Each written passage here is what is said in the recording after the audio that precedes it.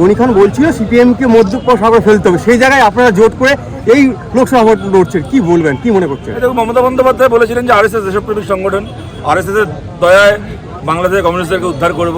যে কংগ্রেস ওনাকে কালীঘাট থেকে নিয়ে গিয়ে দেশের মন্ত্রী বানিয়েছিল, সেই কংগ্রেসের সঙ্গে গদ্দারি করে তাদের 1 নম্বর শত্রু বিজেপিকে বাংলায় পথ করে দিয়েছিলেন। সেই বিজেপি সরকারের মন্ত্রী হয়েছিলেন, বাজপেয়ীর টাকা হেলিকপ্টারে করে ঘুরে বেরিয়েছিলেন। শুভেন্দু অধিকারী এখন এসে চেঁচিয়ে বলছে no vote to Mamata, no vote to Mamata. আরে হরিদাস, আমরা তো চিরকালই নো ভোট টু মমতা। আমরা আবার সিপিএম কবে মমতাকে ভোট দিলাম? মমতাকে ভোট তো তুমি দিতে। মমতার জুতো নিয়ে তো কালীঘাটের বাইরে তুমি বসে থাকো জুতো পাহারা দিতে। যদি এই প্রশ্নগুলো আপনারা শুভেন্দু অধিকারীকে করবেন না, এগুলো আপনারা মমতা বন্দ্যোপাধ্যায়কে করবেন না, এগুলো বামপন্থী থেকে কংগ্রেসকে করবেন। বামপন্থী এবং কংগ্রেস যেমন অতীতে লড়েছে, এটা সত্যি, তেমন আবার এটাও দেখা গেছে বাংলাদেশের মুক্তিযুদ্ধ থেকে শুরু করে ব্যাংক ন্যাশনালাইজেশন থেকে শুরু করে যখনই দেশের প্রশ্ন এসছে, তখন বামপন্থী এবং কংগ্রেস এক জায়গায় দাঁড়িয়ে দেশকে রক্ষা করেছে। অতীতেও করেছে, আজকেও করছে, ভবিষ্যতেও করছে। এ কথা সত্যি যে বামপন্থীদের সঙ্গে কংগ্রেসের অতীতে অনেক প্রশ্নে আমাদের মত মেলেনি। আমরা আলাদা নির্বাচনে লড়াই করেছি, আমাদের মধ্যে ঝগড়া হয়েছে, অনেক সময় না হলেই ভালো হতো, কিন্তু অনেক সময় অনেক শারীরিক সংঘর্ষ পর্যন্ত হয়েছে। কথাও সত্যি, কিন্তু আমার এই কথাও সত্যি, এই মর্মে যারা সাক্ষী রয়েছে, বছরের পর বছর বরকত সাহেব এখান থেকে মানুষের ভালোবাসা নিয়ে দেশের পার্লামেন্টে গেছেন, দেশের মন্ত্রী হয়েছেন, মালদার জন্য, বাংলার জন্য চেহারা পাল্টে দিয়েছেন। বাংলার যোগাযোগ ব্যবস্থা, রেল ব্যবস্থা থেকে শুরু করে পরিকাঠামোর চেহারা পাল্টে দিয়েছেন। শৈলেন সরকার বছরের পর বছর জিতেছেন, সরকারের মন্ত্রী হয়েছেন রাজ্যের সরকারের। মুর্শিদাবাদে অজিত চৌধুরী বছরের পর বছর জিতেছেন। কখনো রায়গঞ্জে প্রিয়রঞ্জন দাস জিতেছেন। এই ইতিহাস আছে বাংলায়। রাজ্যে বামফ্রন্টের সরকার, আবার তার আগে যখন কংগ্রেসের সরকার ছিল, আমাদের মধ্যে তর্ক হয়েছে, ঝগড়া হয়েছে, সব হয়েছে, কিন্তু একটা ভোট হয়ে যাওয়ার পরে পঞ্চায়েতে, পুরসভায়, বিধানসভায় কোথাও কংগ্রেস জিতলো, কোথাও বামপন্থীরা জিতলো। একটা উদাহরণ, স্বাধীনতার পর থেকে 2011 সাল পর্যন্ত একটা উদাহরণ কেউ দেখাতে পারবে না ভোট হয়ে যাওয়ার পরে কোথাও কংগ্রেস পঞ্চায়েত জিতেছে আর শৈলেন সরকার সেই কংগ্রেসের জেতা প্রার্থীকে চাপ দিয়েছে যে তোমাকে দলবদল করে সিপিআই আসতে হবে, পঞ্চায়েত আমরা দখল করব। আর একটা উদাহরণ কেউ দিতে পারবে না কোথাও সিপিআইএম জিতেছে আর বরকত সাহেব দেশের মন্ত্রী, তিনি সিপিএম এর জেতা পঞ্চায়েতকে চাপ দিয়ে, প্রলোভন দিয়ে, ঘুরিয়ে কংগ্রেসে আনার চেষ্টা করেছেন, দখল করার চেষ্টা করেছেন। এই কুরাজনীতি মালদা কোনোদিন দেখেনি, বাংলা কোনোদিন দেখেনি। 2011-এর পরে এই কুরাজনীতি মমতা বন্দ্যোপাধ্যায় আপনি আপনারই করলেন। এই যে আজকে বাম কংগ্রেস এক জায়গায় এসছে আর এতগুলো সামাজিক শক্তি এক জায়গায় এসছে, এর কৃতিত্ব আমাদের নয়, এর কৃতিত্ব আপনার মমতা ব্যানার্জি। আপনি দেখিয়েছেন বাংলার রাজনীতিকে আপনি কত নোংরা করতে পারেন, আর সেই রাজনীতিকে কলুষমুক্ত করার জন্য আমরা লড়াই করছি। আপনাকে আমরা সুদে আসলে বুঝিয়ে দেব। 2011-এর পর থেকে এখানে বারবার করে জেতা মেম্বারদেরকে আপনারা দলে এনেছেন, জেতা এমএলএদেরকে আপনারা দখল করেছেন, অন্য দলের জেতা এমপিকে আপনারা দখল করেছেন, কিন্তু আপনারা মানুষের ভোটে জেতা কতগুলো নেতা মন্ত্রীকে কিনতে পারেন, কিন্তু যে মানুষের ভোটে জিতে তারা পঞ্চায়েতে গেছিল, বিধানসভায় গেছিল, সেই সাধারণ মানুষকে আপনি মমতা ব্যানার্জি কিনতে পারেননি। আর তার শাস্তি থাকবে, তার প্রমাণ দেবে 2024 সালের এই বাংলা, এই মালদা। রাজভবনে মোদির সঙ্গে দিদি ঘন্টা খানিকের আলোচনা হলো। আলোচনার পর দিদি বেরিয়ে এলেন রাজভবন থেকে, সাংবাদিককে জিজ্ঞেস করলেন কি আলোচনা হলো। দিদি বলেন কাজের কথা কম হয়েছে, আমাদের গল্প গুলো হয়েছে। কি গল্প গুলো হয়েছে দিদি জানেন, মোদি জানেন, আমরা কেউ জানি না। কিন্তু আমরা ধীরে ধীরে কি দেখছি, ধীরে ধীরে দেখতে পাচ্ছি যে দিদি ইন্ডিয়া জোটকে গালি দিতে আরম্ভ করলো। ইন্ডিয়া জোট দিয়ে কিছু হবে না, কংগ্রেস সিপিএম সব নাকি বিজেপির লোক, আমরা সিপিএম না, কখনো বিজেপির লোক। এই কথা ভারতে কেউ বিশ্বাস করে না। এই কথাটা শুনলে যদি কেউ শোনে যে কংগ্রেস আর বামপন্থীরা, কমিউনিস্টরা তারা বিজেপির লোক, তাহলে আপনার পাড়ার, আপনার এলাকার যে ঘোড়া, সেই ঘোড়া খিলখিলিয়ে হেসে। এর থেকে বড় আর এর থেকে বড় আর কথা হতে পারে না। কারণ ভারতবর্ষের মানুষ জানে কংগ্রেস দলের ইতিহাস 138 বছরের, 138 বছরের ইতিহাস, আদর্শের ইতিহাস। সেই আদর্শ কি? ধর্মনিরপেক্ষতার আদর্শ। ভারতবর্ষের মানুষ জানে কমিউনিজমের ইতিহাস, সেমিসনের ইতিহাস, ধর্মনিরপেক্ষতার ইতিহাস। এখান থেকে কেউ অস্বীকার করতে পারে না। বিচারের লড়াই আছে, আদর্শের লড়াই আছে, রাজনীতির লড়াই আছে আমাদের সঙ্গে, কিন্তু একটা প্রশ্নে কোনো সমঝোতা নেই। না বাম না কংগ্রেস, তাহলে গণতন্ত্রের ও ধর্মনিরপেক্ষতা পেতে না বাম সমঝোতা করে না কংগ্রেস সমঝোতা করে। এইখানটায় আমাদের ঐক্য সব থেকে বড় ঐক্য। সেই ঐক্য নিয়ে আমরা ভোটে নেমেছি। আমাদেরকে আপনি শেখাচ্ছেন বিজেপি বিরোধী লড়াই। আমরা আপনার মতো বিজেপির ক্যাবিনেটে মন্ত্রিত্ব করে এসে এখন ময়দানে এসে বিজেপির নামে গালাগাল দেওয়া পার্টি যে মানুষ আমাদেরকে সমর্থন করেন তিনিও জানেন, আর যে মানুষ হয়তো আমাদেরকে আর 5টা পৃষ্ঠে সমর্থন করেন না তিনিও জানেন যে কখনো যদি আমাদের দেশে এমন দিন আসে যেদিন বিজেপি আরএসএস আমাদের দেশের সমস্ত দলকে সমস্ত পতাকাকে কিনে নেবে, তাহলেও শেষ যুদ্ধের দিনে বিজেপির বিরুদ্ধে দেশের মাটিতে যে দুটো পতাকা বিক্রি হবে না, সেই দুটো পতাকা হচ্ছে কমিউনিস্ট পার্টির লাল পতাকা আর জাতীয় কংগ্রেসের তেরঙ্গা পতাকা। আমরা বিজেপির বিরুদ্ধে ছিলাম, আমরা বিজেপির বিরুদ্ধে আছি, আমরা বিজেপির বিরুদ্ধে থাকবো। বিজেপিকে তাড়িয়ে নতুন সরকার করার জন্য আমাদের লড়াই। এই লড়াই খালি আমাদের লড়াই নয়, এই যে ইন্ডিয়া জোট, ইন্ডিয়া ব্লক, এই জোট মানে খালি আমাদের জোট নয়, বামপন্থীদের সঙ্গে কংগ্রেসের সঙ্গে আর কতগুলো দলের জোট নয়। যারা অতীতে তৃণমূল কংগ্রেসকে সমর্থন করেছিলেন, সাধারণ মানুষ যারা তৃণমূলের মতো দুর্নীতি করেননি, যারা তৃণমূলের নেতাদের মতো লুট করেননি, চুরি করেননি, সেই সমস্ত সাধারণ মানুষকেও আমরা এই জোটে আহ্বান জানাচ্ছি, আপনারা আমাদের সঙ্গে থাকুন। 100 দিনের কাজ আপনারা জানেন, এই 100 দিনের কাজ কেউ স্বর্গ থেকে এসে দিয়ে যায়নি। প্রথম ইউপিএ সরকারের আমলে বামপন্থীদের সমর্থনে কংগ্রেসের নেতৃত্বে প্রথম ইউপিএ সরকার গঠিত হয়েছিল। 100 দিনের কাজ চালু করেছিল প্রথম ইউপিএ সরকার। ওই 100 দিনের কাজকে শেষ করেছে মমতা সরকার। মমতা ব্যানার্জির দলের লোকেরা চুরি করেছে, আর চোরেদের বিরুদ্ধে ব্যবস্থা না নিয়ে নরেন্দ্র মোদী খেটে খাওয়া মানুষের টাকা আটকেছে।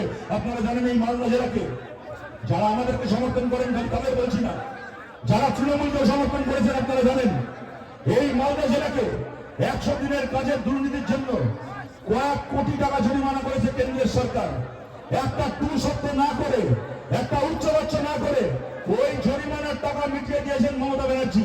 কিন্তু একটা চোরের বিরুদ্ধে গ্রেপ্তারি হয়নি, একটা চোরের বিরুদ্ধে একটা এফআইআর হয়নি, একটা চোরের বিরুদ্ধে কোনো ব্যবস্থা নেওয়া হয়নি। যারা দূর থেকে তৃণমূলের সমর্থক আমাদের কথা শুনছেন, আপনাদেরকে জিজ্ঞেস করছি, বলুন তো কে করেছিল চুরিটা? তৃণমূলের কোন সাধারণ সমর্থক চুরি করেছিল? তৃণমূলকে ভোট দেওয়া কোনো সাধারণ মানুষ চুরি করেছিলেন? চুরি তো করেছিলেন এই রহিম বক্সির মতো আর এই সাবিত্রী মিত্রার মতো কতগুলো চোর চুরি করেছিল। চোরগুলো চুরি করবে, চোরগুলো চুরি করে টাকা পকেটে ভরবে, আর ওদের চুরির জন্য জরিমানা দেওয়া হবে মানুষের ট্যাক্সের টাকা থেকে। এই অন্যায়, এই অনাচার আমরা বরদাস্ত করবো। এই অন্যায়, এই অনাচার বরদাস্ত করা যাবে। দেখবেন এখন পিসি আর পিসির ভাইপো ঘুরে ঘুরে বলে বেড়াচ্ছে সব জায়গায় যে ওদেরকে নাকি জেতাতে হবে, নাহলে যত সরকারি প্রকল্প চলছে সেই টাকা নাকি বন্ধ হয়ে যাবে। আরে কেন রে ভাই, তোদের বাড়ির আলমারি থেকে টাকা আসে নাকি যে তোর ইচ্ছা হলে বন্ধ হয়ে যাবে? বাড়ির আলমারি থেকে টাকা আসে, ওদের মধ্যে প্রতিযোগিতা চলে, রাস্তা তৈরি হচ্ছে। এসে ভোট লাগিয়ে গেল মোদির ছবি দিয়ে, তো পাল্টা এসে ভোট লাগিয়ে দিয়ে গেল মমতা ব্যানার্জির ছবি দিয়ে। এ বলে কেন্দ্রের সরকারের টাকায় রাস্তা হচ্ছে, তো ও বলে রাজ্যের সরকারের টাকায় রাস্তা হচ্ছে। আমরা বলছি কোন রাস্তা, কোন নদীর বাঁধ, কোন ব্রিজ, কোন সরকারি স্কুল, কোন সরকারি প্রকল্প না কেন্দ্রের সরকারের টাকায় হয়, না রাজ্যের সরকারের টাকায় হয়। প্রকল্প হয় মানুষের টাকায়, জনগণের টাকায়, আমাদের টাকায় প্রকল্প হয়। কোন নেতা মন্ত্রী বা ঠাকুরদার টাকায় হয় না। ওরা বলছে আমরা সব দিক থেকে ভোটে হারবে বুঝতে পেরে নানা রকম ভাবে ভয় ভীতি তৈরি করার চেষ্টা করছে। ওরা হারলে নাকি আমরা প্রকল্প বন্ধ করে দেবো। আমরা পরিষ্কার এখানে বলছি, এই বার্তা নিয়ে আপনাদেরকে মানুষের কাছে পৌঁছে দিতে হবে। একজন মানুষের মনেও যেন কোনো ভুল বোঝাবুঝি না থাকে। এখানে আমাদের যে মা বোনেরা আমাদের কথা শুনছেন, আপনাদের সবাইকে বলছি, আপনারা জেনে রাখুন, আপনাদের আত্মীয় স্বজন, বন্ধু বান্ধব, বাড়ির লোক, পাড়ার লোক, গ্রামের লোক, সবার কাছেই তারা পৌঁছে দিন। আমরা জিতলে একটা প্রকল্প বন্ধ হবে না, একটা সরকারি প্রকল্প বন্ধ হবে না। প্রকল্প যেমন চলছে তেমন চলবে, কোনো উস্কানিতে কান দেবেন না, কোনো অনুরোধ ভয় পাবেন না। খালি কি বন্ধ হবে? আজকে একটা প্রকল্পের লিস্টে নাম তুলতে গেলে যে তৃণমূলকে পয়সা খাওয়াতে হয়, আজকে একটা বাড়ি তৈরির লিস্টে নাম তুলতে গেলে যে মহাজনের কাছ থেকে সুদে ধার নিয়ে তৃণমূলকে টাকা দিয়ে আসতে হয়, জোর করে তৃণমূলের মিটিং এ যেতে হয়, মিছিলে যেতে হয়। এই জুলুমবাজি বন্ধ হবে। প্রকল্প যেমন চলছে তেমন চলবে, আরো ভালো করে চলবে। প্রতিটা প্রকল্পের টাকার বরাদ্দ আরো বাড়বে, আরো স্বচ্ছভাবে প্রকল্প চলবে। আমাদের দায়িত্ব। লক্ষ্মীর ভান্ডার সরকারি সাহায্য নিয়ে ভর্তি দেখাচ্ছে টিএমসি পার্টি। সরকার যাই, পার্টি যাই আসে, সরকার কিন্তু থেকে যায়। সেই সরকার কখনো কোন পার্টি পরিচালনা করতে পারে? সরকার সরকার, সেই সরকারের নিয়ম কানুন সকলকে মেনে চলতে হয়, সে ক্ষমতায় থাক বা না থাক।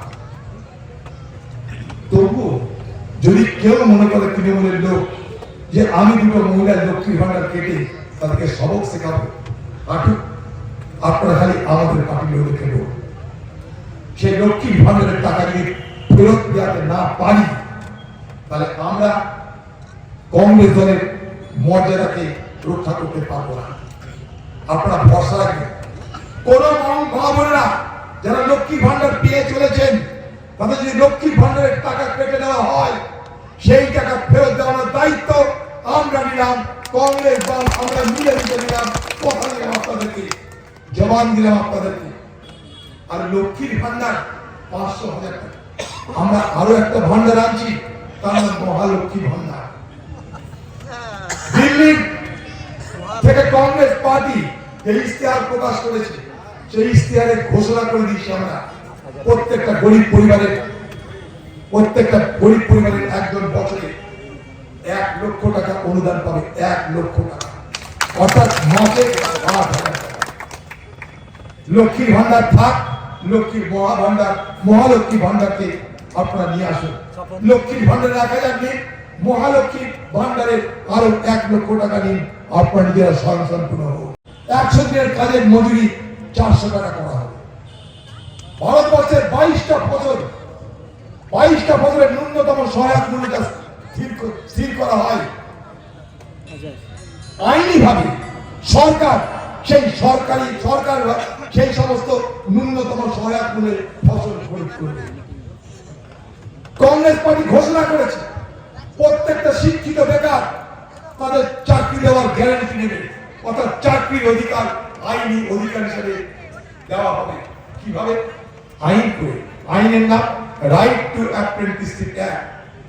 আপনার পরিবারের একজন গ্র্যাজুয়েট, আপনার পরিবারের একজন ডিগ্রি ডিপ্লোমা হোল্ডার, তাদেরকে সরকার বছরে 1 লক্ষ টাকা খরচ করে বিশেষ শিক্ষায় প্রশিক্ষিত করবে, যে শিক্ষায় প্রশিক্ষিত করলে আপনি সরকারি বা বেসরকারি কোনো সংস্থায় কর্ম পেতে পারেন, সেই কর্ম দেওয়ার ব্যবস্থা করবে সরকার আইন করে। এটা আরেকটা বৈপ্লবিক সিদ্ধান্ত। যেমন শতরূপ বলছিলেন, ইউপিএ সরকারের আমলে আমরা কাজের অধিকার আইনি অধিকার হিসাবে স্বীকৃতি দিয়েছিলাম, যার পরিণামে 100 দিনের কাজ আপনারা পেয়েছেন। এটা আরেকটা আইনি অধিকার, যে চাকরির অধিকার আইনি অধিকার। প্রত্যেকটা শিক্ষিত বেকার সে চাকরি পাবে, সেই চাকরির দায়িত্ব সরকার নিয়ে, তাকে কোনো জায়গায় নিয়োগ করার দায়িত্ব সেটাও সরকার নেবে, তাকে প্রশিক্ষণ দেওয়ার দায়িত্ব সেটাও সরকার নেবে। এটা একটা যুগান্তকারী ঘটনা করবে। এবং তৃণমূলের সন্ত্রাস আপনারা দেখেছেন, তৃণমূলের সন্ত্রাসকে কিভাবে প্রতিহত করতে হয়। তাও পঞ্চায়েত ভোটের সময় এই রতুয়া, এই সম্বলপুর, এই মালদা জেলা দেখেছে, মুর্শিদাবাদ দেখেছে। আপনাদের সবাইকে বলছি, তৃণমূলের দৌড় আমাদের জানা আছে। থানায় যদি পুলিশ 7 দিন বসে থাকে, পশ্চিমবাংলার পুলিশ যদি ঠিক করে 7 দিন থানা থেকে বেরোবে না, তাহলে দেখবেন 7 দিন পরে তৃণমূল কংগ্রেস বলে কোনো দল আর পশ্চিমবাংলায় থাকবে না। পুলিশের জোরে এদের আস্ফালন আমাদের দেখা হয়ে গেছে। একটা কথা আপনাদের বলছি, এবং কেউ কিছু মনে করবেন না, ক্ষমতায় না থেকেও আদর্শের জন্য কমিউনিস্ট পার্টি করে এরকম লোকজন আপনি পাবেন। ক্ষমতায় না থেকে আদর্শের জন্য কংগ্রেস করে এরকম লোকজন আপনি পাবেন। ক্ষমতায় না থেকে এমনকি বিজেপি করে আদর্শের জন্য হয়তো এরকমও কিছু লোক আপনি পাবেন। কিন্তু সোজা কথা সোজা ভাষায় বলছি, কিছু মনে করবেন না, 2 পয়সা মাল কামানোর ধান্দা ছাড়া তৃণমূল করে এত বড় মহাপুরুষ আমি অন্তত আমার জীবনে দেখে নিয়ে যাচ্ছি। আপনারা দেখেছেন, আপনারা বলতে পারবেন। তাই আপনাদের পরিষ্কার বলছি, পুলিশের জোরে, পুলিশের চোখ লাগানিতে চেষ্টা করবে 2-4টে লোককে ধমকাতে 2-4টে জায়গাতে গাজওয়ারি করতে। ওরা যে ভাষা বোঝে ওদের সঙ্গে সেই ভাষায় কথা বলে ওদেরকে রুখে দিতে হবে। সমস্ত সিপিআইএম এর যারা কর্মী সমর্থক আছেন, আপনাদের সবাইকে বলছি, উত্তর মালদায় মোস্তাক আলম শুধুমাত্র কংগ্রেসের প্রার্থী নন।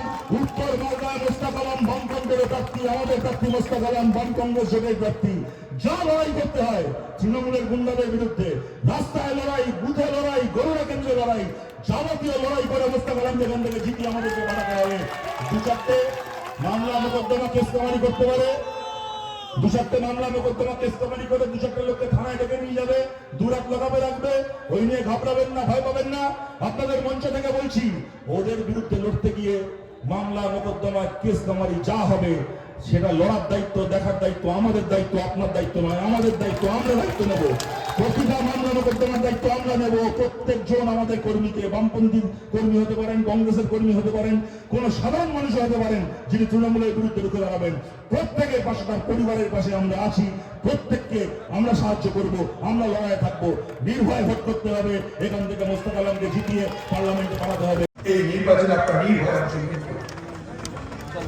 নির্ভয় মানে নির্ভয় অংশগ্রহণ করবেন। এটা পঞ্চায়েত নির্বাচন নয় যে তৃণমূলের পা যারা কুকুর আসবে, পুলিশ আর নির্বাচন কমিশন এসে ভোট করাবে, ভোট দেওয়ার পর কারচুপি করে ভোটের গুনতি করিয়ে তৃণমূলকে জিতাবে। এই ভোট সে ভোট নয়। এ ভোট রাজ্য পরিচালনা করে না, এ ভোট পরিচালনা করে কেন্দ্র। তাদের সঙ্গে কয়েক দফা আমি আলোচনা করেছি, আপনাদেরকে দায়িত্ব নিয়ে বলে গেলাম। কিছুদিন আগে উপনির্বাচন হয়েছিল সাগরদিঘিতে, কংগ্রেস আর বাম মিলেমিশে সাগরদিঘিতে ভোট করেছিলাম। সেখানকার মানুষকে বলেছিলাম নির্ভয় ভোট দেবেন, কোনো ভয় নাই, কোন মামুর ক্ষমতা নাই ভোট দখল করবে। সেখানে ভোট হয়েছিল, উপনির্বাচনে কংগ্রেস এবং বামের প্রার্থী জিতেছিল, তৃণমূল হয়েছিল। সেই একইভাবে বলে গেলাম মালদার মানুষকে, মালদার তৃণমূলের মস্তানদেরকে, তোদের যদি বাপের ক্ষমতা থাকে, তোদের যদি বাপের ক্ষমতা একটা বুথ দখল করে দেখা, শুধু আপনারা বুথে বুথে এজেন্ট রাখবেন, আর কিছু খালি খবরটা দেবেন, আমাদের কন্ট্রোল রুম থাকবে। যে বুথ কবজা হচ্ছে, বুথ লুট হচ্ছে, বুথে রিডিং হচ্ছে, আর কিছু করতে হবে না। যদি একটা বুথ তৃণমূল দখল করে দিতে পারে, প্রমাণ দিয়ে দিতে পারেন, আমি ওদের যদি রাজনীতিকে পদত্যাগ করি, রাজনীতি করা ছেড়ে দেব। চ্যালেঞ্জ থাকবে তৃণমূলের মস্তানদের, এতটুকু ভয় পাবেন না। তো দেখা গেছে এখানে 60% হিন্দু, যেখানে 40% মুসলমান, সেই জায়গায় দুটো হেভিওয়েট নেতা দাঁড়িয়েছে, সেই জায়গায় কতটা ফাইট হবে? তাহলে হিন্দু মুসলমানের কি আছে? যে পেট্রোলের দাম বেড়েছে, হিন্দুরা কি সস্তায় পেট্রোল পাচ্ছে? সিলিন্ডারের দাম কি হিন্দুদের জন্য কম আছে? স্কুল কলেজের মাইনে থেকে হিন্দু বাড়ির ছেলে মেয়েদেরকে ডিসকাউন্ট দেওয়া হচ্ছে। একটা দেশের যদি সর্বনাশ হয়, তাহলে হিন্দুরা সর্বনাশ হয়, মুসলমানেরা সর্বনাশ হয়। যখন যখন পরিযায়ী শ্রমিকরা রাজ্য থেকে, বাইরের রাজ্য থেকে রাজ্যে ফিরছিল, আর মোদীর সরকার ভাত দিতে পারে না, রুটি দিতে পারে না, পরনের পোশাক দিতে পারে না, সেই পরিযায়ী শ্রমিকদেরকে রাজ্যের বাউন্ডারিতে দাঁড় করিয়ে গায়ে পোকা মারার ওষুধ ঢেলেছিল, তখন কি হিন্দুদের গায়ে ডেটল ঢেলেছিল? হিন্দুদের গায়ে পোকা মারার ওষুধই ঢেলেছিল। হিন্দু, মুসলমান, খ্রিস্টান সবার গায়ে পোকা মারার ওষুধ ঢেলেছিল, কারণ মানুষকে এরা পোকামাকড় মনে করে। তাই এটা সমস্ত মানুষের লড়াই, একা হিন্দুদের, একা মুসলমানের লড়াই নয়। তাই এখানে মুস্তাক আলম জিতবে, মুর্শিদাবাদে মোহাম্মদ সেলিম জিতবে, সেই লড়াই আমরা লড়তে